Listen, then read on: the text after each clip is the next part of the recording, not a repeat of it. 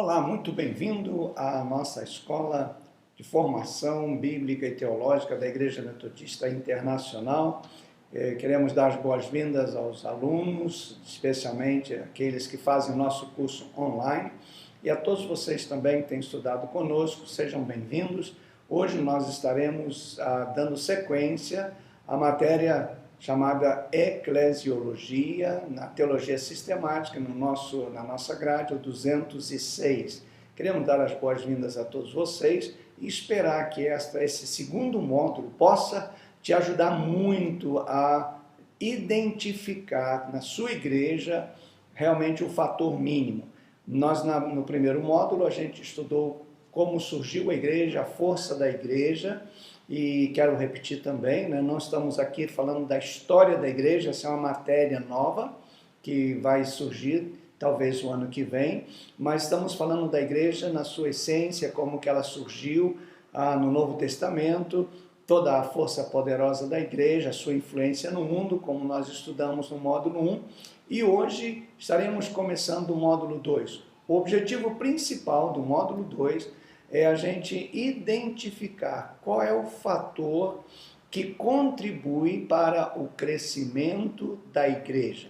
Sabemos desde já que o crescimento da igreja não é uma coisa que nós fazemos. A Bíblia diz que é Deus quem dá o crescimento. Mas existem situações, circunstâncias e ambientes que são propícios para que Deus faça com que a sua igreja cresça. E essa é a razão da nossa matéria, portanto, queremos dar as boas-vindas a todos vocês alunos de primeira vez, sejam bem-vindos, e você que já está conosco, lembre-se de enviar ao final da matéria, os seus requisitos para a escola, para que a gente possa liberar uma nova matéria para você. Seja muito bem-vindo, que Deus te abençoe. Ao iniciar a nossa matéria de hoje, quero começar com algumas frases que devem nos levar a pensar. Como falei agora há pouco, realmente a nossa matéria hoje é muito mais prática. É para que a gente aprenda quais são os fatores que possibilitam o crescimento que Deus dá à igreja, e a ausência de algum desses fatores pode impedir realmente o crescimento. Mas a primeira frase que eu quero é esta: hoje não precisamos mais ficar falando sobre a igreja. Precisamos de gente preparada para viver a realidade da igreja. Temos que fazer um gancho da primeira aula, Nós fizemos uma pesquisa, não fui eu, essa pesquisa foi feita e eu peguei na internet, de que existem mais de 10 milhões de pessoas fora da igreja. Isso significa que é um problema generalizado. Então, nunca se falou tanto na igreja, televisão, rádio, enfim, a mídia, tudo, mas, na verdade, o que nós estamos precisando é de pessoas, como diz essa frase, viver a realidade da igreja. Quem sabe você que está estudando conosco seja desafiado a viver esta realidade. A segunda frase é: 92% das crianças que frequentam regularmente as escolas dominicais abandonam a igreja quando deixam a casa de seus pais. Isso foi dito por Wayne no seu livro. Veja só, a Bíblia diz: instrui a criança no caminho que deve andar e até quando for velha não se desviará dele. Qual é a razão que essas crianças que são criadas desde pequeno nas igrejas são levadas pelos seus pais, e quando elas chegam a ser jovens ou adultas que saem debaixo da guarda dos pais, abandonam a igreja? Isso deve nos levar a pensar em não espiritualizar tudo, mas saber que existe aí uma ação demoníaca, uma ação mundana, uma ação carnal, e esses três cooperam juntos para que as pessoas não permaneçam na igreja. E nós não podemos contribuir para que isso aconteça. Essa é a razão de ser da nossa aula. Vamos lá. Hoje eu quero falar sobre o desenvolvimento natural da igreja. Tudo cresce naturalmente. O crescimento é alguma coisa que é natural. Quando ele retarda, a gente pode até provocar, mas aí já é uma ação não natural. E nem sempre esta ação que nós provocamos é de todo saudável. Porque tem que haver. Você olha uma planta, você joga a semente, ela começa a brotar, começa a crescer, começa a produzir fruto naturalmente. Só que ela não faz isso sozinha, ela precisa de água, ela precisa de sol, ela precisa de quem cuida dela. Então, todo crescimento deve ser natural, todo desenvolvimento deve ser natural. Só que a gente participa motivando e fazendo com que este crescimento seja natural e saudável. Então, a Igreja do Senhor, ela precisa entender que certas coisas que sucedem na igreja causam ou permitem que o seu crescimento natural aconteça. Jesus sempre usou como ilustração nas suas parábolas, nos seus ensinos, a natureza. Ele sempre olhou para o campo. Isso não é porque ele era um homem do campo. Jesus era carpinteiro, mas ele viu na natureza algo especial para nos ensinar algumas coisas. Por exemplo, olhai os lírios do campo, olhai as aves do céu. Ele fala sobre a semente, mostarda, fruto, videira, oliveira. Todas essas ilustrações nos levam a um entendimento. Tudo na vida cristã tem que ser natural. Tem que acontecer naturalmente. Eu não tenho que me esforçar. Eu sempre gosto de ilustrar que você não escuta uma árvore gemendo para produzir fruto. Isso é natural. Quando ela não produz fruto, é que não é natural. Quando ela está sobrecarregada, sufocada e ela não produz, então aí é onde entra a ação do lavrador, do jardineiro, daquele que cuida para tirar as ervas daninhas, tirar todas as coisas que estão impedindo o crescimento natural. Exatamente isso que a gente quer fazer na aula de hoje, tá bom? Quero começar falando sobre uma ilustração de uma estufa.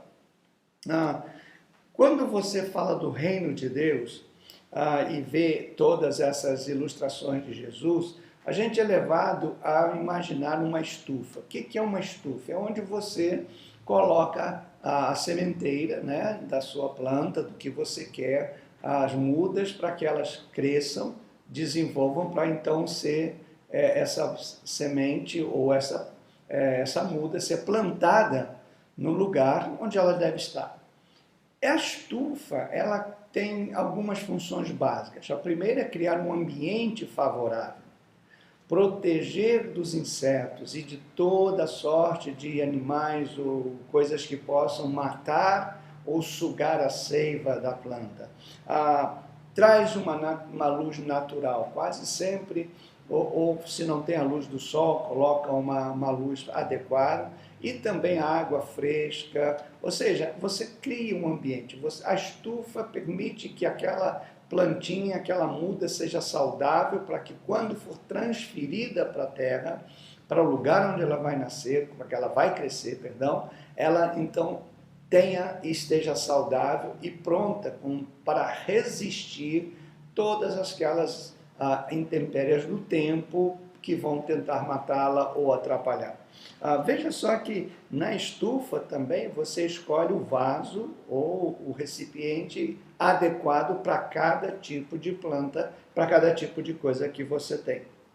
Quando você toma esses cuidados, aquela sementeira que você fez, aquelas mudas, ao serem transplantadas para a terra, vão produzir frutos saudáveis, frutos e vão crescer naturalmente, porque tiveram uma boa base.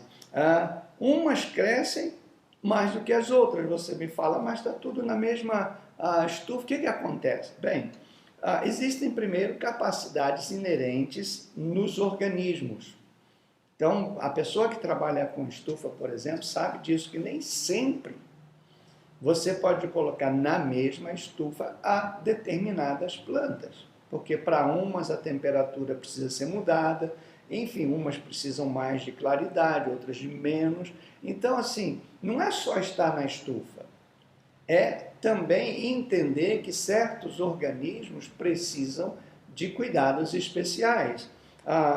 Outra coisa é que tem plantas, ou tem sementes, ou tem organismos que se multiplicam muito mais rapidamente do que o outro. Uns crescem muito mais rapidamente que o outro.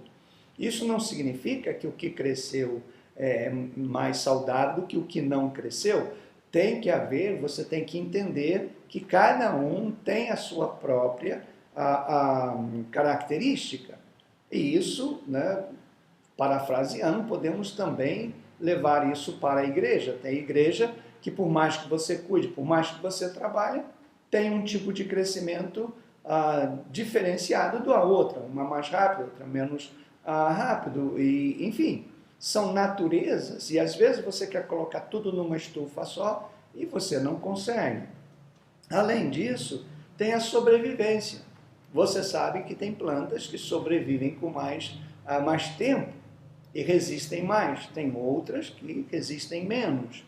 Né? Isso não é só planta, estou falando de toda a parte da terra, da agricultura, dos pomares. Você sabe que tem fruteiras que resistem mais, tem umas que você tem que ter mais cuidado, enfim.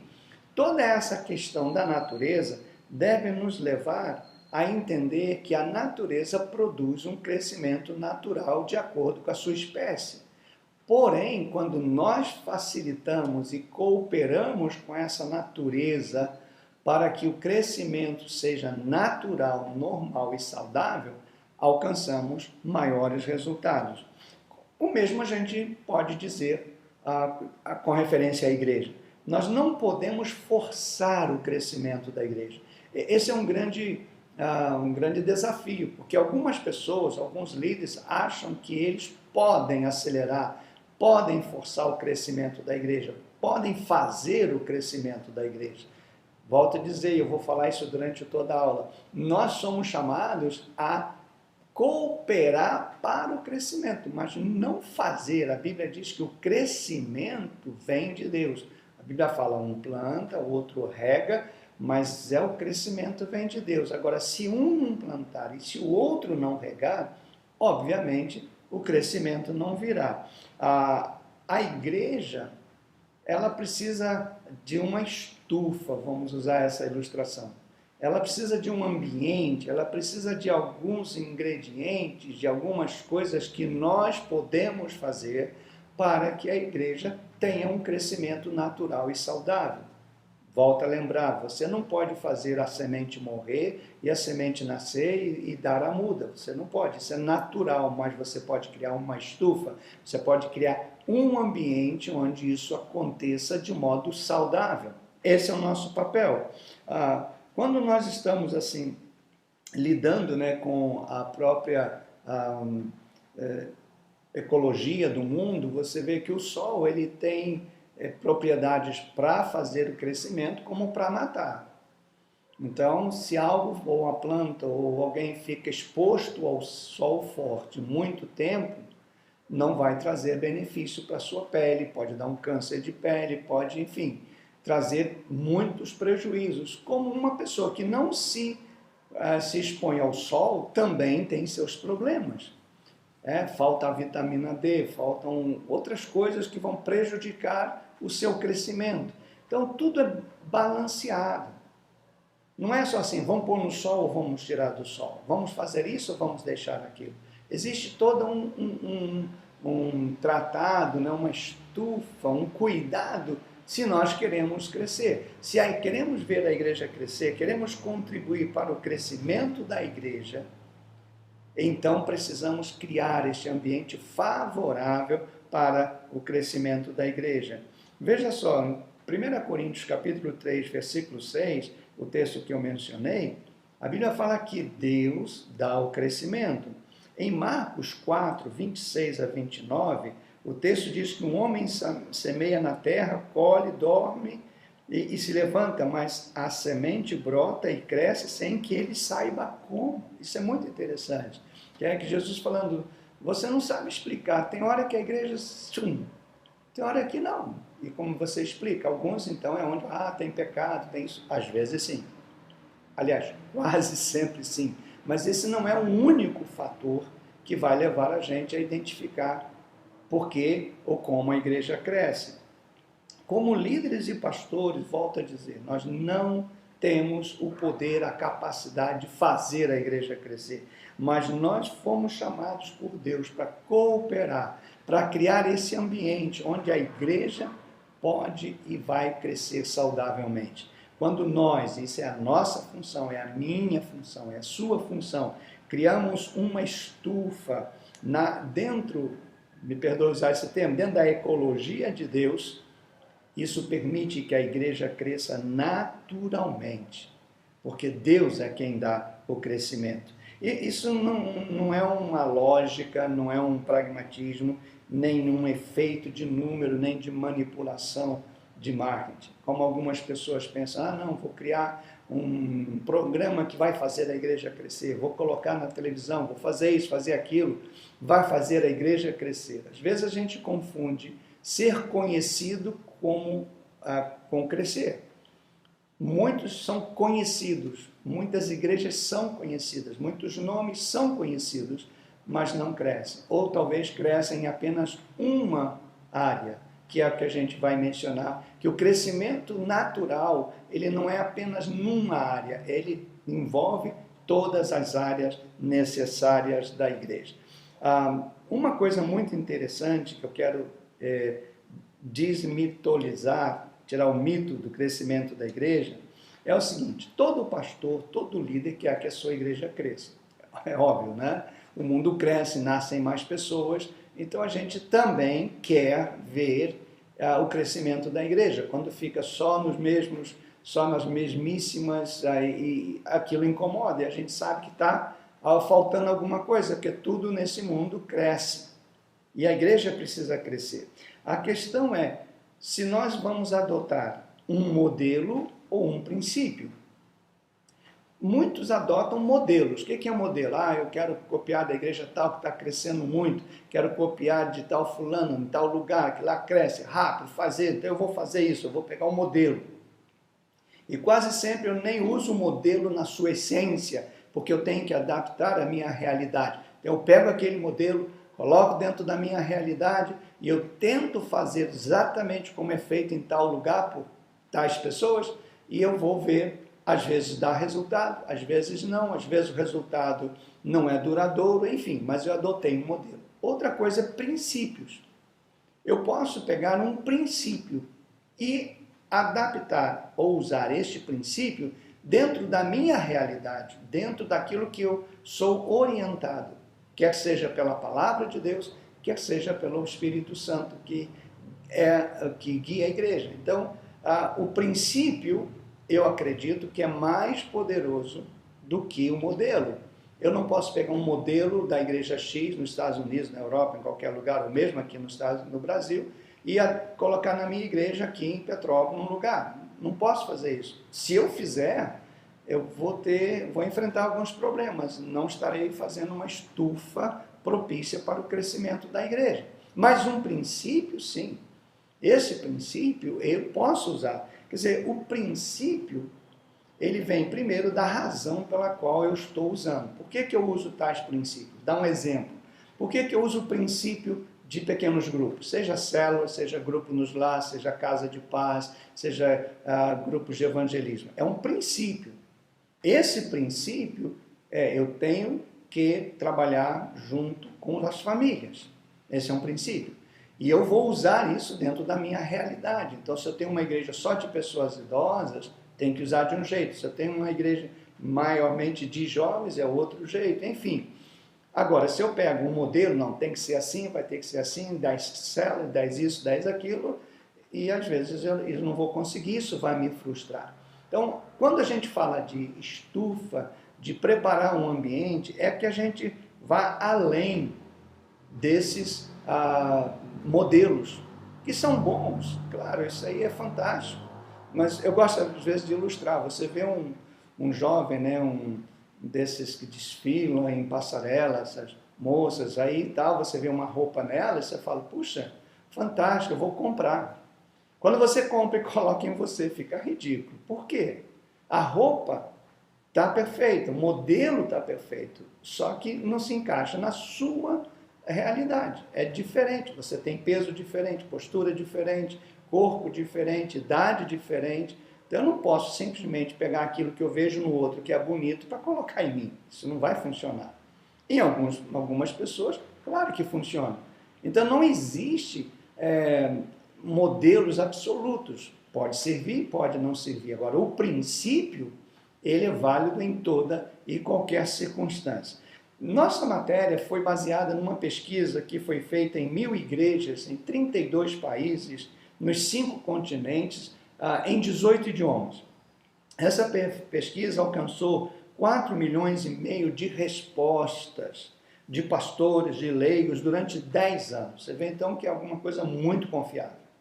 Essa pesquisa já foi publicada há muitos anos, e essa pesquisa considerou igrejas grandes, igrejas pequenas, igrejas perseguidas, igrejas mantidas pelo Estado, como no caso da Suíça, igrejas carismáticas, não carismáticas, modelos muito conhecidos ou modelos desconhecidos em regiões, desde o Brasil, Coreia do Sul, enfim. A meta dessa pesquisa era simplesmente descobrir como algumas igrejas ou alguns líderes estão preparando essa estufa para facilitar o crescimento da igreja. E é interessante que dessa pesquisa, as igrejas que crescem sadiamente, onde normalmente as pessoas conhecem a Cristo, as pessoas se convertem, as pessoas se mantêm firmes no caminho do Senhor, as pessoas são discipuladas e discipulam, nessas igrejas e foram encontradas 8 características ou princípios que havia em comum com todas essas igrejas. E é exatamente isso, esses 8 princípios que compõem a essência da nossa matéria. Então eu te convido a acompanhar esses 8 princípios a partir de agora.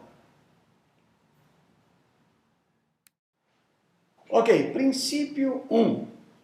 Líderes de igrejas que crescem desenvolvem líderes na sua igreja local. Isso foi feito também, em denominações. A ideia esse foi um princípio encontrado em todas as igrejas que crescem saudavelmente. Existem pastores, na verdade, que são ditadores, ou pastores que trazem para si mesmos toda a responsabilidade, não só de criar, de idealizar, mas também de realizar. Esses pastores têm tremenda dificuldade de compartilhar liderança. Quem fez comigo a matéria de liderança cristã entende bem esses tipos de liderança. Tem muitos líderes que pegam um modelo de liderança ditatorial, exclusivista, não confia nos seus líderes, não forma seus líderes, porque você não pode simplesmente confiar em quem você não formou. Então, esses líderes não gastam, não investem tempo em treinar, capacitar, trazer para junto de si, fazer junto, que isso é treinamento, né?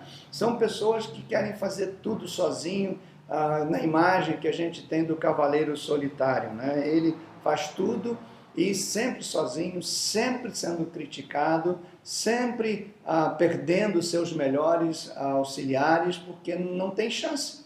Ele faz tudo e faz tudo sozinho. E quando as coisas não dão certo, muitas vezes eles ainda culpam a sobrecarga, a falta de tempo, o excesso de trabalho, o ativismo. São pessoas que, na verdade, alimentam a sua própria carne, às vezes por egoísmo, às vezes por medo, às vezes por vaidade, às vezes por insegurança, enfim. Por quê? O verdadeiro líder, ele tem que ser alguém chamado a treinar. Houve uma frase no passado que foi muito mal interpretada, mas que se você utilizar no contexto correto, você entende, líderes geram líderes, ovelhas geram ovelhas, pastores geram pastores, não no sentido absoluto, mas no sentido natural. Se eu sou um líder, eu vou gerar um líder. Pelo menos tem que ser assim. Se eu sou um líder normal, natural, bíblico, eu vou gerar. Você olha em toda a Bíblia, os grandes líderes geraram sucessores. Mas não é só gerar, é treinar, é capacitar, é dar habilidade para que as coisas aconteçam. Quando um líder não segue, isso, primeiro, ele precisa entender que se ele fizer sozinho, lembra de Jetro para Moisés? Mesmo Jetro, que não tinha nada, nenhum conceito divino, nenhum conceito bíblico, um homem que vivia totalmente fora, disse: Moisés, se você continuar fazendo isso, você vai morrer e todo o povo que está com você. A consequência para esses líderes que não treinam, não se preocupam em formar líderes com ele, é terrível. Segundo a Bíblia, a própria morte do seu ministério. E em alguns casos que a gente conhece, até a sua morte física, o cansaço, o esgotamento, o estresse, enfim, tantas outras coisas.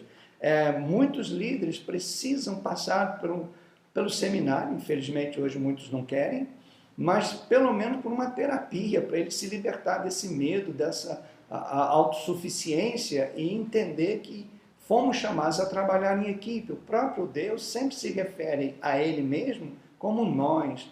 Quando acaba de criar a terra, Ele vai criar o homem, né? Vai formar o homem, Ele diz: façamos o homem à nossa imagem. Ele traz uma coletividade, uma equipe. A igreja precisa sentir que ela é orientada por uma equipe de homens e mulheres capazes e preparadas por Deus para isso. É interessante que a gente precisa também, nesse tempo, desenvolver um ministério de parceria. Claro que tem um líder, toda igreja tem que ter um só líder, essa é a nossa grande tônica, mas ele precisa ter um colegiado, uma equipe que trabalhe com ele, né? As pessoas não estão ali para te ajudar a desenvolver o seu ministério. As pessoas estão ali para, junto, realizar o ministério seu e delas também. Porque cada uma delas tem um ministério específico. Diz a Bíblia que a um Deus deu o dom de conhecimento, sabedoria, enfim, querendo o aperfeiçoamento dos santos. Então, não é o meu ministério, você vai me ajudar a realizar o meu ministério. Não, vamos juntos realizar o ministério que Deus tem dado para a igreja. Esse é um princípio fundamental. E a tarefa do pastor que adota esse princípio é desenvolver líderes para que o ministério da igreja, e não um ministério personalizado seu, se realize. Ajudar os crentes a alcançar o potencial espiritual que Deus quer deles. Eles não foram colocados na igreja apenas para ser ouvintes, ou para estar lá com você. Eles foram colocados na igreja para fazer o reino de Deus crescer. Eles são reis e sacerdotes junto com você. E apoiar, motivar, ensinar os crentes para que cheguem a ser e a fazer o que Deus planejou. Kenneth Strachan, ele é um pastor cubano, já com o Senhor, ele escreveu uma frase que para mim é o marco de tudo isso, que o crescimento de uma igreja está na proporção de conseguirmos mobilizar o maior número possível de cristãos. Então, se eu consigo mobilizar a minha igreja, meu povo, vamos usar essa expressão que é muito comum hoje, não gosto muito, mas para que vocês entendam, para eu mobilizar, quanto mais pessoas eu mobilizar no exercício do ministério, não do meu, do dele, se ele é um evangelista, se ele é um profeta, se ele é um mestre, se ele é um pastor, se ele é enfim, eu vou mobilizar para que todos desenvolvam seu ministério. Então, vai crescer naturalmente a igreja. Assim como na estufa, eu crio um ambiente para que todas as plantas extraiam o melhor da terra, do sol e da água e assim desenvolvam. Então, não é o meu ministério, é o ministério da igreja. Para isso, eu preciso de líderes. A uns pôs Deus na igreja, primeiramente apóstolos, profetas, evangelistas, mestres, pastores. Veja que Deus capacita a igreja. E ele não está falando de uma pessoa, está falando de líderes que ele mesmo chamou. Esse é um princípio fundamental que eu deixo com vocês, para se queremos criar um ambiente onde a nossa igreja possa crescer, motivada pelo Senhor, é que a gente comece a treinar, capacitar, preparar líderes da nossa igreja local. Segundo princípio, encontrado nas igrejas que mais crescem no mundo. O ministério leigo está baseado em dons espirituais. muitas igrejas grandes e igrejas de renome e alguns líderes, querendo escolher o melhor, ele prefere usar pessoas que tenham dons naturais ou habilidades. Então, se é um professor universitário, coloca na escola dominical para dar aula. Se é um advogado, ele pode ser um presbítero, porque ele fala bem, ele desenvolve bem, pode ser presidente de uma junta de oficiais. Se, enfim, a habilidade que a pessoa tem, é um construtor, então ele fica no Ministério de Obras da igreja, enfim. As pessoas que fazem isso correm um risco muito sério, porque aqueles que estão acostumados a trabalhar na sua empresa transferem o conceito de empresa para a igreja e sufocam aqueles que têm dons espirituais, porque na igreja é diferente. A igreja não é uma empresa. A igreja é a comunhão dos santos, é a preparação para viver eternamente com Deus e a começar a aprender a viver uns com os outros. Então não é uma empresa onde eu bato cartão, onde as coisas acontecem como no meu trabalho. Às vezes a mesma pessoa que é um profissional tem um dom espiritual, mas as igrejas que crescem, elas oram a Deus e buscam pessoas que têm dons espirituais, habilidades espirituais, intimidade com Deus para exercer função na igreja. A regra da liderança da igreja é ajudar a cada irmão a desenvolver os seus dons. Então, para eu ajudar e inspirar outros a buscar os seus dons espirituais e a desenvolvê-los, os líderes têm que ser escolhidos a partir desses dons. Então, eu quero uma equipe de evangelização na igreja. Então, tem que ser líderes que têm um dom de evangelismo. Eu quero células na igreja, eu preciso de pessoas que têm dons de pastoreamento, para pastorear, para cuidar das casas, pessoas que têm dons de socorro, para ver as necessidades, se condoer e se sensibilizar. Senão, não vai crescer. Pelo contrário, né? Vai sufocar. Se chega uma pessoa num lugar onde há necessidades e essa pessoa não tem um coração de pastor, vai falar, esse é um preguiçoso, essa é uma pessoa relaxada, ela não quer nada com Deus, vai transferir para as pessoas aquilo que elas estão buscando na igreja, que é uma solução, que é uma ajuda. No estudo realizado pelos membros da equipe que fizeram essa pesquisa, não houve nenhum outro fator que influenciou o nível de satisfação dos irmãos mais do que se eles estivessem usando os seus dons espirituais. Veja, nós ensinamos, busque o Senhor, ore, peça que o Senhor te capacite. Aí a pessoa vai, ora, Deus capacita, dá um dom a ele chega na igreja e ele fala, pastor, ou ele demonstra, eu tenho tais e tais dons. E ele vê que uma outra pessoa que não tem os dons, mas tem habilidades naturais, é escolhida ou é recebida melhor do que ele, vamos usar assim, não tem como você esperar que outros vão buscar dons espirituais. Pelo contrário, eles vão buscar outra forma de liderar. Então, as igrejas que crescem, elas têm esse foco, né? Em Romanos capítulo 12, a partir do versículo 3, a gente lê o seguinte, porque pela graça que me é dada, digo a cada um dentre vós, que não pense de si mesmo mais do que convém, antes pense com moderação, conforme a medida da fé que Deus repartiu a cada um. Porque assim como em um corpo temos muitos membros, e nem todos os membros têm a mesma operação, assim nós, que somos muitos, somos um só corpo em Cristo. E agora observem a observação, né? Observem a observação do apóstolo. Mas individualmente somos membros uns dos outros, de modo que, tendo diferentes dons, segundo a graça que nos é dada, se a profecia, seja ela segundo a medida da fé, e aí vem a descrição dos dons. A verdade, irmãos, é que Deus nos envia pessoas com dons que nós não temos para manter o ministério da igreja. Eu não tenho todos os dons, acredito que você também não tem, não estou julgando, estou partindo de um princípio bíblico. Então, Deus vai dar pessoas que têm os dons que faltam em mim para que o ministério da igreja cresça. Se eu não consigo identificar os dons, as pessoas pelos dons, pelos ministérios, não tem como dar a Deus uma igreja que vá crescer.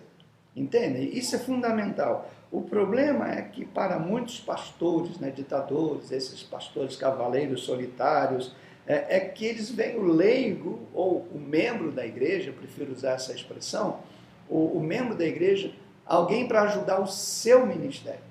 Então ele sufoca, ele impede o ministério do outro para que o ministério dele se desenvolva. Obviamente, a igreja não vai crescer. Uma igreja que quer crescer através de dons espirituais, ela precisa reconhecer, primeiro, que é Deus quem dá os dons. Eu não tenho o que questionar.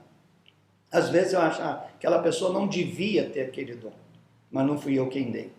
Todos os crentes podem descobrir seus dons, usá-los para o ministério, produzindo satisfação pessoal no exercício desses dons. Eu não sei qual é o dom que você tem, mas pense, quando você usa ou permite Deus usar esse dom em você, causa uma satisfação muito grande, assim como quando é reprimido em você, causa tristeza. Terceiro, Deus levanta líderes com dons como resposta às nossas orações. Antes de começarmos um novo ministério, ou plantarmos uma nova igreja, gente, ó, Senhor, me dê pessoas, Senhor, me capacita. Aí Deus manda e você não reconhece essas pessoas ou esses dons. O corpo de Cristo está designado para funcionar como uma equipe.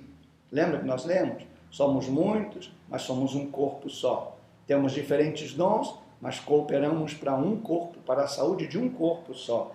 Juntos nós descobrimos e levamos a cabo o que Deus nos chama a fazer. Os passos que a gente precisa dar para que isso aconteça, para que os dons sejam evidenciados e as pessoas sejam escolhidas pelos dons. O primeiro passo não é ensinar, senão estudar o tema a fundo e pedir a direção divina. Né? Você tem esse dom, ora ao Senhor, me dê discernimento, que é a chave. Não sei se você como líder tem orado e pedido a Deus e buscado esse dom, discernimento. Segundo, é treinar os líderes que vão ajudar nesse ministério de encontrar os dons, pessoas com seus dons dentro da própria igreja. Né? É interessante que a Bíblia diz, pais não frustrem seus filhos, ou não causem a ira a seus filhos. Líderes, eu digo também, não frustrem seus liderados, não causem a ira aos seus liderados. Pelo contrário, que você possa tê-los e valorizar o que Deus deu a eles, os dons que Ele deu a eles. Né? Comece com uma série de pregações, de anunciar a todos a possibilidade de líderes, estamos precisando, a igreja precisa, você que tem esse dom, apela à comunidade, ao invés de você escolher a dedo, abre o leque para que essas pessoas que têm os dons, que às vezes você como líder não sabe que tem, possam surgir. E o último, quarto passo é desenvolva um sistema de apoio realmente a essas pessoas, sabe? Para que elas, porque você às vezes tem o dom, mas você não tem a experiência, a prática de desenvolver aquilo. Então você precisa de ajuda, precisa de alguém te dar as dicas e te levar e caminhar com você. Você percebe que em toda a Bíblia um líder, quando ele estava formando outro líder, ele trazia aquele para perto dele e caminhava com ele. Jesus disse, vocês caminhem comigo. Venham o que eu estou fazendo para que vocês possam fazer também. Existem algumas ferramentas poderosas nessa área, porque é tão sensível, coisas espirituais, é muito difícil de você dimensionar. Mas eu diria o seguinte, ouça sempre as pessoas.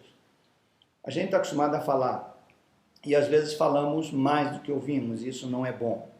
Ouça as pessoas. Segundo, dê a eles o direito de errar e de falhar. Porque às vezes você vai confiando em alguém e na primeira oportunidade essa pessoa erra ou falha e você fala, não serve. Dê às pessoas a chance de falhar e errar, porque isso aconteceu com certeza muitas vezes com você também. Trate essas pessoas com dignidade. Sejam elas quem for, trate com dignidade. São pessoas que Deus investiu nelas, que Deus as considera e que Deus vai levar para morar com Ele. E por último, nunca use ou manipule as pessoas para seus interesses pessoais. Quando alguém se sente usado, manipulado, no início ele até se submete por temor a Deus, mas depois cria nele até uma rejeição pelo seu líder. Por isso, tome cuidado, né? Pense seriamente nisso, tá bom? Vamos lá, vamos para o terceiro princípio. Já falei que são 8, vamos para o terceiro princípio que foram encontrados nas igrejas que mais crescem no mundo. Espiritualidade apaixonada. E como isso falta? O que quer dizer isso? A espiritualidade não depende do que você crê ou você não crê, ou que você vive ou você não vive, estilo ou prática. É uma paixão. Eu tenho que estar apaixonado por Deus, apaixonado pela minha igreja, apaixonado pelas pessoas. E paixão não se explica, paixão não é razoável, não é nem mensurável. É algo que nasce dentro de nós, de algo maravilhoso. A espiritualidade também não tem nada a ver com a gente ser carismático ou não carismático, pentecostal ou não pentecostal, se segue uma liturgia tal, ou guerra espiritual, ou práticas. A paixão não está ligada a isso. Se você tem um filho, uma filha que já se apaixonou por alguém que você acha que não devia se apaixonar e já tentou tirar isso da cabeça, mudar a cabeça do seu filho ou da sua filha, você vê que é impossível. Porque a paixão nos prende, a paixão nos une, a paixão faz a gente passar por cima de defeitos, de falhas. A paixão, a única coisa que a paixão me leva é estar junto com alguém que eu estou apaixonado. E essa é a visão da igreja. A visão da igreja, a estufa que temos que criar para os membros da igreja é que eles se apaixonem, não é pela minha denominação, não é pelo meu sermão, não é pela minha forma de ser ou pelo programa da igreja. Ele tem que estar apaixonado pelo Senhor da igreja, por Jesus. E é interessante que este ponto de espiritualidade, eles chegaram a um entendimento seguinte. Os membros da igreja, essa é a tônica para você medir se há paixão dentro da sua igreja, estão pegando fogo, vivem vidas consagradas, praticam sua fé com alegria e entusiasmo. Você vê isso nas pessoas. Ontem nós tivemos uma reunião com as pessoas que vão trabalhar no Encontro com Deus, o Retiro de Vida Vitoriosa. Você sente as pessoas apaixonadas. Não precisa fazer nada, a paixão, a alegria, vamos fazer. A igreja está assim, está apaixonada. Essa é uma pergunta. A segunda, o oposto da paixão, eu faço porque eu tenho que fazer, é meu dever.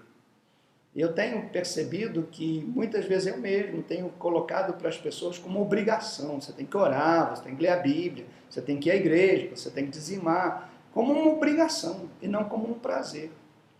Porque a gente aprendeu, se deixar solto, as pessoas não vão fazer. Se elas não vão fazer, é porque não estão apaixonadas. E se fizerem porque é uma obrigação, isso não vai fazer bem para elas. Talvez faça bem para a igreja pode estar lotada, a igreja tem recurso, mas a pessoa em si não está alegre, não está apaixonada por aquilo. Enquanto que os apaixonados, essas pessoas, desenvolvem uma vida de relacionamento com Deus, com os irmãos e com a igreja fantásticas. No estudo das igrejas que tendem ao legalismo, apresentou um baixo nível de espiritualidade, um baixo nível até de quantidade. Então, é o que a lei manda, eu vou seguir, vou fazer o que me é pedido fazer e pronto. Vou lá, bato o meu ponto na igreja, como eu bato o meu ponto no trabalho. Outra coisa, para o legalismo, para as igrejas legalistas, ser cristão significa adotar uma doutrina correta, exata, um código moral, etc. Então, eu estou fazendo isso, perfeito, eu estou cumprindo os mandamentos. A natureza ou a qualidade dessa característica está evidente quando nós examinamos, por exemplo, a vida de oração dos crentes, que participam dos estudos, que oram em casa, que nós enfatizamos deu o seu tempo a sós com Deus. A espiritualidade apaixonada não se vê simplesmente na igreja, nos cultos, se vê no dia a dia, no relacionamento que as pessoas têm com Deus. essa qualidade, não só a qualidade, mas até mesmo a quantidade de tempo que se investe com Deus, na leitura da Bíblia, na oração, tem que ser alguma coisa apaixonante. Ninguém vai orar por necessidade ou porque é obrigação. Eu sou crente, eu tenho que orar. Se eu não orar... Não, a oração é conversa, é diálogo, é paixão, eu quero conversar. Eu não sou obrigado a falar com algumas pessoas, eu sou apaixonado, eu quero falar, eu desejo falar. E nós erramos como igreja quando a gente traz esses conceitos de vida apaixonada com Deus como obrigação. Não, Deus tem feito muito por você, então, poxa, faça o mínimo por Ele. Então você já não faz por paixão, você faz por uma série de coisas. Está errado? Claro que não. Mas produz crescimento? Também não. Fica naquilo e aquilo não inspira a ninguém, né? A paixão espiritual de uma pessoa se vê no entusiasmo que ela tem, seja com a igreja, seja em orar, seja de falar de Jesus, seja de cantar, seja de servir, seja de participar, ela está apaixonada. Agora, não confunda entusiasmo com paixão. Tem pessoas que são muito entusiastas, ativistas, mas não fazem por paixão. Fazem porque gostam, às vezes é sua personalidade, é o seu temperamento, e outros são mais tímidos. E a paixão, ela vem de dentro, é do coração, é um relacionamento apaixonado.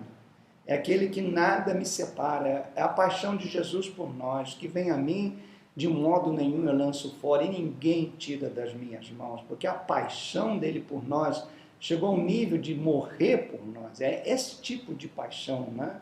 Em 1 João 3,16, que muita gente não relaciona com João 3,16, porque em João, Evangelho de João 3,16, Jesus falou que Deus amou o mundo de tal maneira que deu o seu Filho unigênito para que todo aquele que nele crê não pereça, mas tenha a vida eterna. Em 1 João 3,16, João escreveu: nisto conhecemos o amor, que ele deu a sua vida por nós e nós devemos dar a nossa vida pelo nosso irmão. Isso é paixão. Ninguém dá a vida por quem não está apaixonado, mas é por paixão mesmo, né? E não entusiasmo. As igrejas que crescem em todo ambiente, essa igreja é formada por pessoas apaixonadas por Jesus, apaixonadas pela visão da igreja, apaixonadas pelos seus líderes, apaixonadas pelos seus irmãos. Isso é fantástico. E até quero concluir esse capítulo, as seitas, elas, por que crescem? Vamos citar algumas seitas que a gente considera seitas, né? Os mormons, o Testemunho de Jeová e tantas outras aí. Citei só, né? Não que essas são piores, nada a ver. Mas essas seitas, elas criam nas pessoas uma paixão. Quando eu fui a Salt Lake City, né, a capital dos mormons, onde está o profeta, você vê as pessoas apaixonadas, elas olham, fotografam os templos, a visão do profeta, são pessoas apaixonadas. Esses jovens, 2 a 2 missionários no mundo inteiro, primeira coisa que fazem é servir a igreja por 1 ou 2 anos. Isso é paixão. Paixão dos pais que sustentam e pagam, isso não é pago pela igreja, e deles que largam tudo por 2 anos, abrem mão do seu estudo na faculdade, do seu trabalho, para servir, apaixonados. Então, essa paixão, ela tem que estar dentro de nós, antes de uma cultura evangélica, antes de uma doutrina pura, antes de conhecer qualquer escritura, antes de saber qualquer texto de memória, é preciso você estar apaixonado por quem escreveu a palavra, precisa estar apaixonado por quem edificou a igreja, você tem que estar apaixonado. É isso que leva as pessoas a contagiar outros, e pela minha paixão eu envolvo outros, e aí a igreja tem um ambiente onde Deus possa mandar mais pessoas e promover um grande crescimento na igreja. Princípio número 4. Ok, desses 8 estamos na metade. Princípio 4, que foram encontrados nas igrejas que crescem é estruturas funcionais. De todos os 8 princípios, esse foi o que criou mais controvérsia na pesquisa que foi feita. Justamente porque há muitos líderes e muitas pessoas vinculam santidade ou a estrutura como uma coisa bíblica, divina, alguma coisa que é intocável. Esse foi o grande problema. As estruturas funcionais, elas precisam estar presentes na igreja para que haja crescimento. O que acontece é que muitas pessoas, né, têm a tendência, como eu acabei de falar, de considerar a estrutura parte da vida espiritual, da vida bíblica, da parte bíblica. Então, não quer abrir mão, né? É tradicionalismo mesmo, é conservadorismo mesmo, é legalismo mesmo, e isso impede que Deus faça fluir dele através da sua igreja. Essas estruturas, elas precisam ser funcionais, e nas igrejas mais legalistas, essas estruturas são muito mais rígidas, são muito mais, se tornam muito mais empecilho, na verdade, do que contribuem para o crescimento da igreja.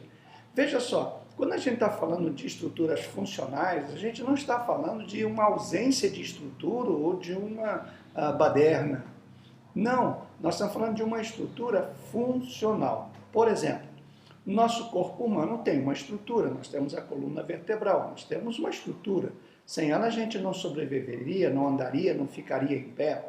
Porém, essa estrutura é flexível, você pode se mover para frente, para trás, você tem um limite. E se você fizer exercícios, mais flexível vai se tornando a sua estrutura e melhor você vai viver.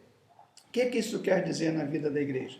Que as estruturas do passado, de 1800, que serviram para aquela época, que foram muito importantes, não necessariamente são as mesmas de hoje. O mundo está mudando muito, as estruturas estão funcionando diferentes, o ser humano mudou e a estrutura social, política também mudou. Com isso, a igreja precisa ter sua estrutura flexível, funcional, na verdade. Nem é a palavra flexível, é funcional. As coisas têm que funcionar. Dou um exemplo. No meu tempo, a igreja fazia culto ao ar livre, né, às 6 horas da tarde, fazíamos caminhadas para ir para o templo, arrastando o pessoal. Não era só nós, a gente até disputávamos, né, as praças para esses cultos, acabava um, vinha outra, fazia. Isso funcionava. Hoje não funciona. O princípio de evangelismo continua. Você tem que evangelizar. A igreja é chamada a evangelizar, mas a estrutura de culto ao ar livre não funciona mais. Tem que arranjar uma outra estrutura. Então, por exemplo, hoje se criou, e a gente vai falar sobre isso, as células, como uma estrutura funcional. É uma estrutura, é flexível, porque agora já não tem um determinado ponto, você vai em uma casa, noutra casa, já é uma flexibilidade. Hoje o culto era só domingo à noite, hoje você já tem culto domingo de manhã, domingo à noite, domingo à tarde, sábado à noite, enfim. A estrutura ela tem que ser funcional. Né? A gente tem que começar a se perguntar, para eu saber se a minha estrutura que eu adotei na minha igreja é funcional, eu preciso primeiro fazer algumas perguntas como essas. Por exemplo, por que determinados líderes estão se multiplicando e outros não? Por que alguns dons existem e outros não? Na minha igreja, por exemplo. Por que eu tenho mais gente em determinado momento, em determinado horário, do que em outro? E eu tenho que fazer essas perguntas, principalmente com essa: como eu posso melhorar? Isso não significa que precisa de uma pessoa ditando, com mão de ferro, tem que ser assim. Não. O principal, já falei, é ouvir as pessoas, é ouvir conselhos, é fazer pesquisas, ainda que não sistematicamente, mas fazer perguntas, ouvir e fazer mudanças imediatas. Não é assim, então eu vou esperar daqui 1 ano, daqui 2 anos. O mundo passa muito rápido, as coisas estão acontecendo muito rápido. Se você deixa de fazer uma mudança funcional hoje, quando ela vier, talvez não seja mais funcional. Né? Nós temos que pensar, isso tem que se discutir, tem que se discutir. E até eu coloquei aqui, né, para os alunos discutirem em classe, ou você com seu líder espiritual, seu discipulador, como é que a gente hoje, por exemplo, a gente tinha escola dominical, hoje não tem mais em muitas igrejas. Como que a gente faz para manter o princípio de estudar a Bíblia? O discipulado, como é que a gente alcança pessoas. Antigamente tinha a sociedade, o departamento de homens, de mulheres, crianças, jovens, adolescentes. Hoje não tem em muitas igrejas. Como que a gente faz para manter o princípio de cuidar dos adolescentes, dos jovens, dos anciãos? Como? Quais são os princípios?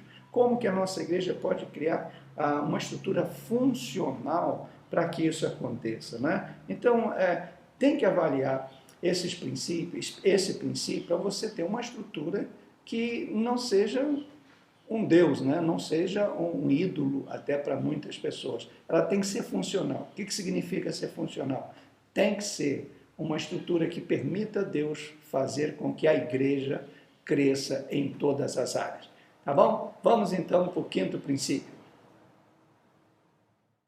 Bem, esse quinto princípio é cultos inspiradores de adoração. Esta é a área onde mais se ignora a distinção entre modelos e princípios. Especialmente na adoração, há uma tendência da gente imitar, sem entender, os princípios da filosofia do ministério. O que eu quero dizer com isso? Você percebe que hoje existe nós, de um modo geral, estamos envolvidos em momentos de adoração. Quase sempre, a maioria dos cultos começam numa leitura bíblica e logo depois passa-se para o que eles chamam de louvor, adoração, e aí vem o louvor.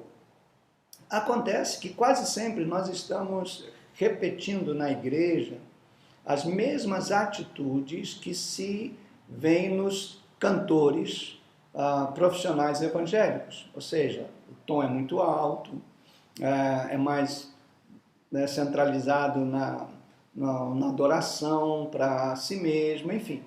O que eu quero compartilhar? Não estou condenando isso. A forma é, quando você fala de adoração, o ministério de louvor da igreja hoje deveria pensar que ele existe para conduzir a igreja em adoração.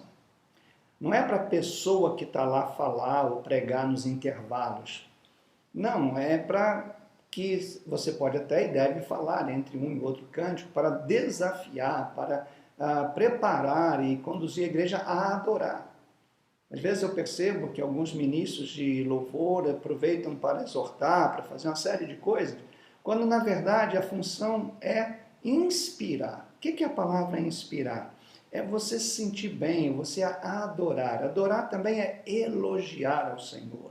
Então esse é um momento, esse é um princípio que quando você cria um ambiente no culto de adoração, não é só no momento que canta, mas nas ofertas, nos testemunhos, na pregação, em tudo é inspirar. É a pessoa sair dali inspirada, cheia, né? Inspirar, você está cheia, você enche o seu pulmão, você sai da igreja feliz, transbordando, não é sair da igreja irritada, estressada, chateada, é inspirar. Cultos inspiradores de adoração. Isso tem a ver até com tempo, para começar, para terminar, horário, dia, inspirar, ambiente, luzes, tudo é para inspirar.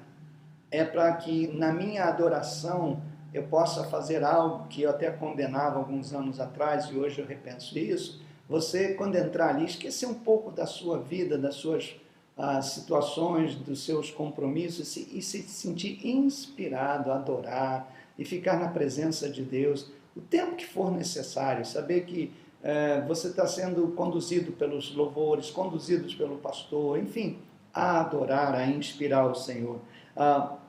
Muitos crentes creem, ou muitos pastores, que existe um estilo de culto igual. Não existe. Se Deus te chamou para vocês, o que acontecer, às vezes pode acontecer até de você pregar antes ou pregar depois, testemunho, enfim, a ordem que eu tenho passado, que eu gostaria que estivesse na nossa igreja, em algumas igrejas já estamos vivendo isso.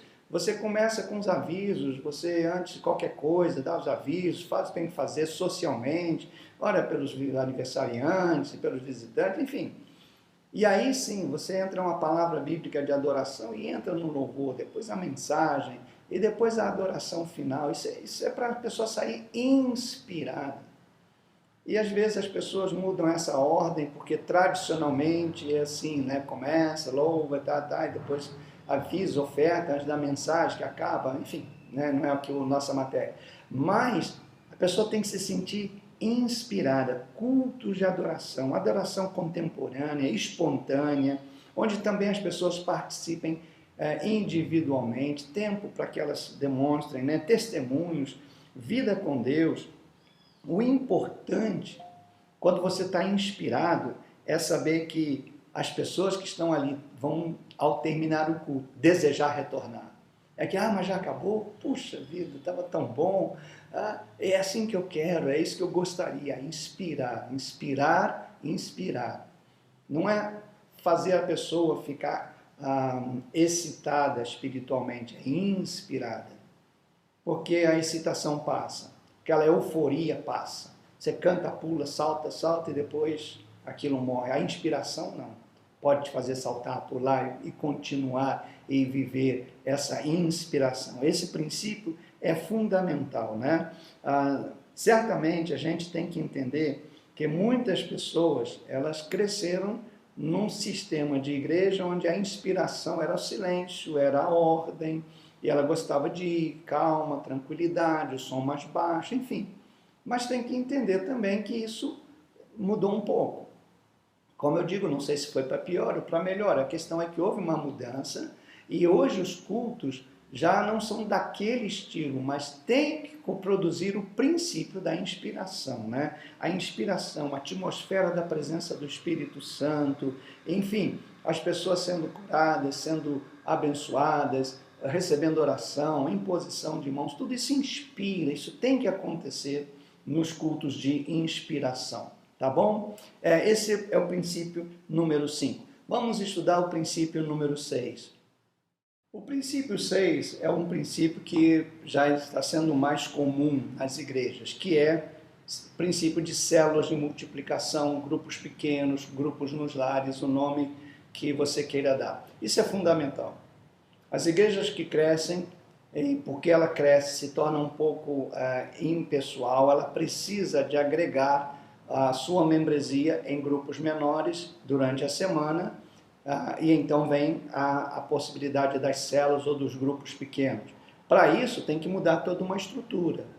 Você não pode ter tantos cultos durante a semana, tantas atividades, para não sobrecarregar, especialmente os líderes, para as células. Sobre isso, a gente não precisa ir muito longe, que a Bíblia, né, ela ensina, ela inspira a gente a ter célula. E na célula, a gente se propõe a buscar uma aplicação prática daquilo que nos foi dado no domingo, né, para o nosso viver diário, servir aos outros que estão fora da igreja, ou mesmo os que são da igreja, mas ajudá-los, buscar multiplicação saudável, convidando pessoas, explicar os objetivos que nos reúnem ali. Não é um culto, não é uma mini-igreja, é uma célula, para cuidar e para fortalecer o ensino, praticar o discipulado.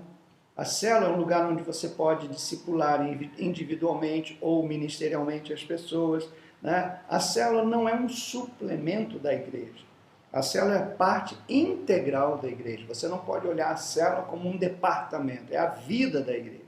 Assim como no nosso corpo as células se reproduzem, se multiplicam e permitem o nosso crescimento saudável, essa tem que ser a maneira de você ver também as células. Então, hoje é indiscutível, eu não preciso gastar muito tempo aqui, que a igreja que cresce, a igreja que permite Deus fazer o crescimento, é a igreja que se reúne em células, né? Quanto maior for a sua igreja, mais importante será esse princípio de você adotar.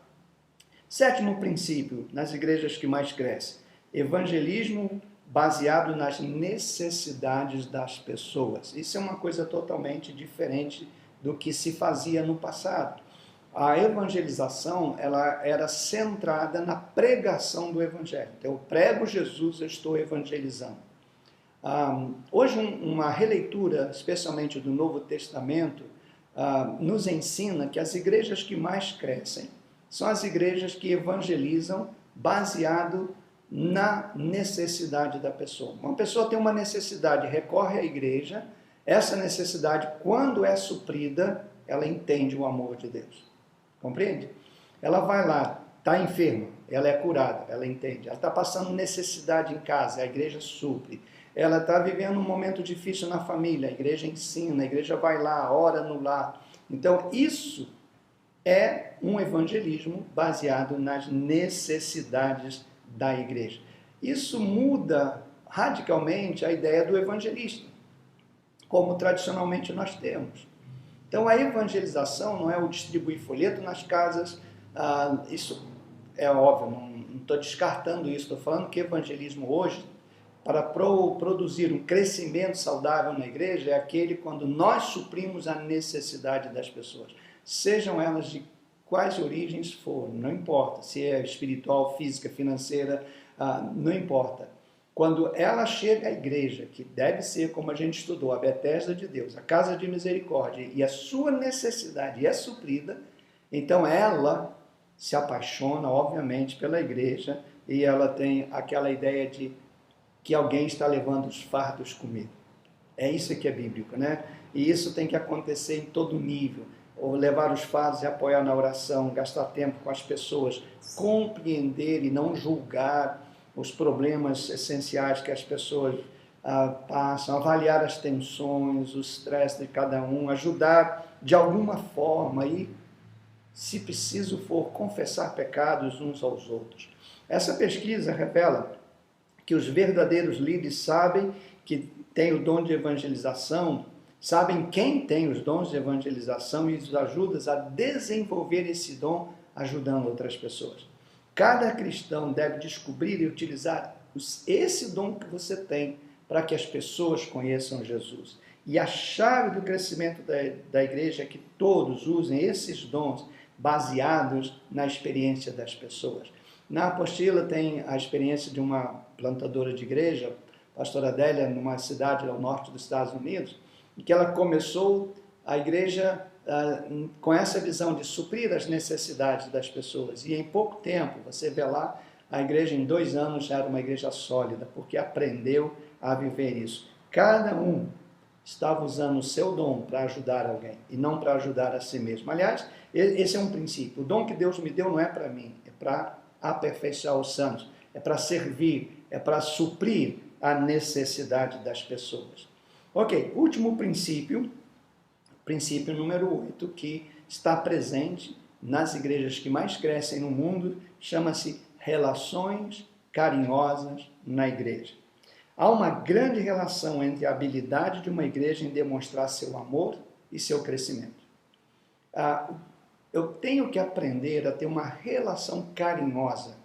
Quando o apóstolo Paulo ensinava ao ósculo santo na igreja, ele não estava falando de beijo, estava falando de relacionamento carinhoso.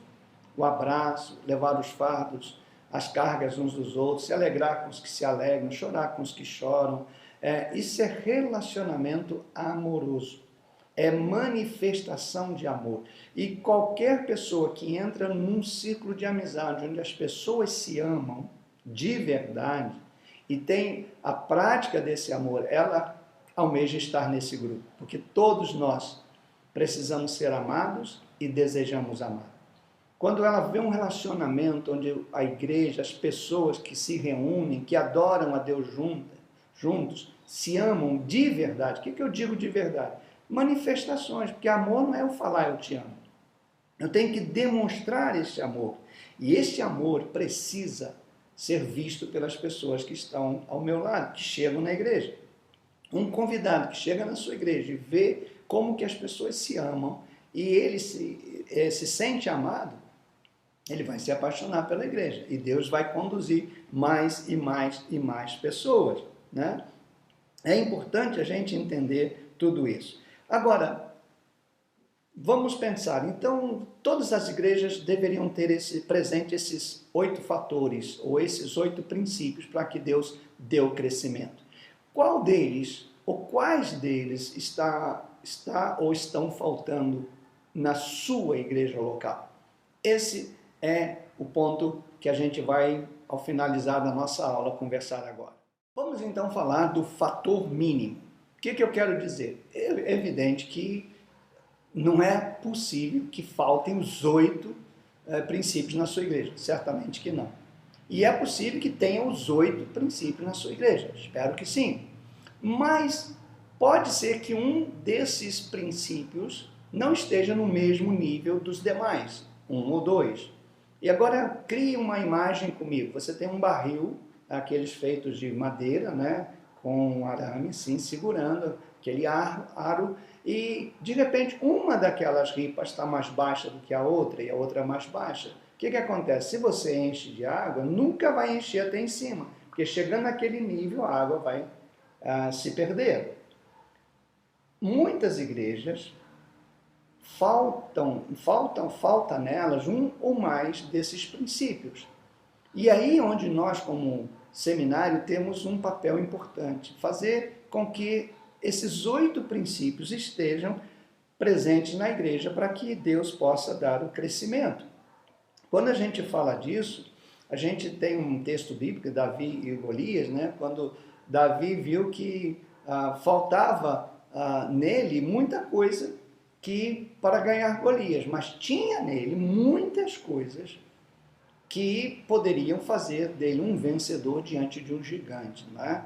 Davi concentrou seu esforço num só objetivo, ele usou a inteligência que Deus lhe deu, ele usou uma funda, ele calculou bem aonde acertar, planejou antecipadamente, levando 5 pedras, alcançou seu alvo com precisão, realizou sua tarefa, manteve consigo a prova, né? A cabeça de Golias, ele cortou e levou para si como prova.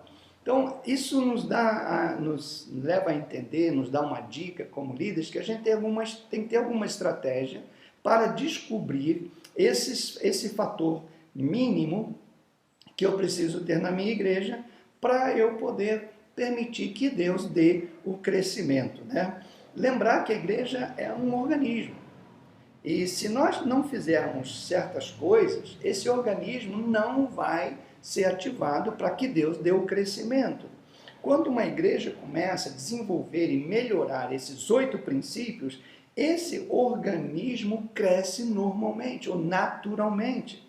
Então, o que eu quero que você entenda nessa aula é que o fruto de uma célula não é um convertido, mas é outra célula. O fruto de uma igreja não é uma célula, e sim uma outra igreja. O fruto de um líder não é um imitador dele, mas um outro líder. Enfim, nós temos que ter a capacidade de produzir na nossa igreja uma estufa, ou seja, um programa que permita que Deus dê o crescimento. Para isso a gente tem que desenvolver, primeiro, momentos espirituais.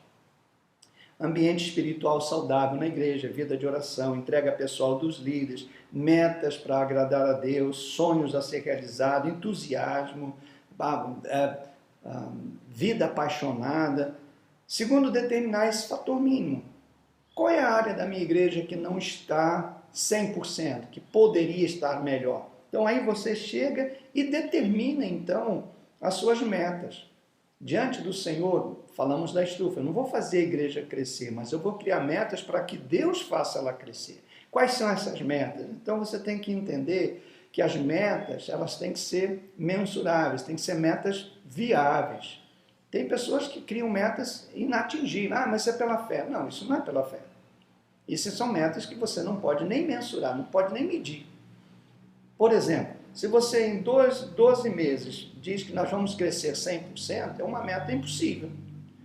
Porque você não tem espaço para isso, não tem recurso para isso, não tem como atender. Imagina a sua igreja passa de 40 para 80, ou de 100 para 200, ou de 500 para 1000. Como é que você vai fazer em um ano? Você não tem líderes capacitados, não tem líderes preparados, não tem espaço físico. É uma meta absurda, ninguém pode entender e nem controlar isso. Você não vai trazer 100 pessoas para a sua igreja. Nós temos que criar metas mensuráveis, meta que desafie o povo, porém inspire um povo, né? E identificar quais são os obstáculos que estão impedindo que Deus dê o crescimento na minha igreja. E quando você encontra esses obstáculos ou essas resistências, você tem que ser sensível, você tem que tratar. Por quê? Não é simplesmente espiritualizar, é obra do diabo, é isso, aquilo. Não, vamos sentar. Vamos conversar, o que está acontecendo? Por que determinadas coisas estão acontecendo na minha igreja? Considerem as pessoas, conversem com elas antes né? Não depois, né? Seja muito criativo em achar soluções. Enfatize os pontos fortes da igreja. Não foque no que tá no problema, não foque na situação ruim, foque nos pontos fortes. E como é que eu posso usar esse fator máximo que eu tenho? Se meu fator máximo é apaixonado, a experiência apaixonada, como é que eu faço? Se o meu fator forte é célula, se meu fator forte é esse, então vamos centralizar, mas vamos trabalhar para melhorar os fatores mínimos da igreja. Analise o progresso da sua igreja, os acontecimentos regular e sistematicamente. Aprenda a prestar contas. Isso é imprescindível. Encare como um grande desafio o seu próximo fator mínimo. Porque às vezes hoje você está bem numa área e ele pode diminuir e a outra área subir. E essa mutação às vezes passa desapercebida por alguns líderes. Mas nós estamos bons nisso. Nós estávamos bons nisso. Então por isso que periodicamente é importante você entender isso. E multiplique sua igreja. Tenha sempre em mente que os organismos se multiplicam. Um pastor que centraliza só ali, ele perde a visão da multiplicação. Mas no outro bairro tem outra igreja. Não tem problema, você pode... isso não altera a multiplicação. Existem milhões de pessoas sem Cristo, até mesmo em volta da sua igreja, tem dezenas, centenas, talvez até milhares de pessoas sem Cristo. Uma igreja saudável, equilibrada, ela vai naturalmente se multiplicar em outra igreja. Deixa eu dar algumas dicas, eu dei assim muito rápido, sobre metas qualitativas, a liderança. Por exemplo, para o fim do ano, 20% da igreja vai assumir o trabalho comigo. Então, é uma meta que você pode, no ministério, em 9 meses, a maioria da congregação já vai ter descoberto os seus dons espirituais. Na espiritualidade, nós metodistas, por exemplo, dia 24 de maio, vou levar os líderes a uma decisão de ter um coração aquecido, apaixonado. Nas estruturas, nós vamos determinar quem será a pessoa responsável por esse ou por aquele ministério. Cultos de adoração, a partir do primeiro domingo, o culto será planejado especificamente para a adoração, para não crentes, ou para jovens, enfim. Edificação, a cada 3 meses será uma maratona bíblica, ou estudo de uma Bíblia, ou um seminário, uma célula, enfim. Você pode criar muitas maneiras de você avaliar e criar metas para criar essa estufa para Deus dar o crescimento. Eu espero que essa aula tenha contribuído para a sua vida e possa te ajudar a encarar a igreja como um organismo de Deus, que ele produz um crescimento natural na sua vida. Temos mais esta aula e com isso completamos o nosso curso de Eclesiologia, Teologia Sistemática 206. Bom, os requisitos, você tem 30 dias para enviar para a escola os seguintes requisitos. Na última página da sua apostila você tem tudo descrito aí, mas eu quero enfatizar. Primeira semana você lê a apostila várias vezes e assiste uma ou mais vezes a nossa aula. Na segunda semana você vai fazer uma pesquisa congregacional. Você vai entrevistar 5 pessoas. O ideal é que sejam 10 pessoas, mas 5 pessoas, porque dependendo do tamanho da igreja isso é suficiente. Mas são 5 pessoas da mesma igreja, tá bom? Seja a sua igreja ou uma igreja vizinha de um pastor que você fale, peça permissão.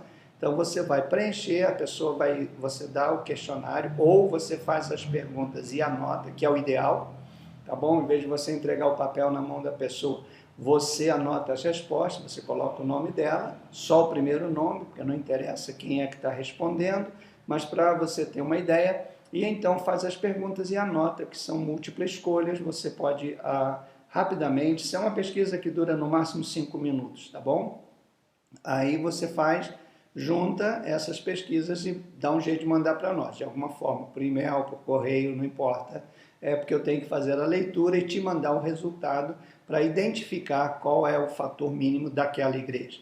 Na terceira semana você vai escrever para nós 5 sugestões para que sua igreja possa crescer através de pequenos grupos e que se torne sem que esses pequenos grupos se tornem um perigo para a igreja. Vocês sabem que muitos pequenos grupos se tornam mini igrejas. Então você vai me mandar 5 sugestões de como poder fazer isso. E a quarta semana você vai responder 2 perguntas. A primeira pergunta é: evangelismo baseado em necessidade das pessoas? O que significa isso? E você dê algum exemplo. E na segunda pergunta é: ao seu ver, qual é o fator mínimo da sua igreja? Isso aí é um parecer seu, tá bom? Faça isso, envia para mim, você tem 30 dias e será de muito bom para nós e para você pegar todos esses dados, essas informações e eu te dou um retorno, tá bom? Um grande abraço e até a nossa próxima aula daqui a um mês.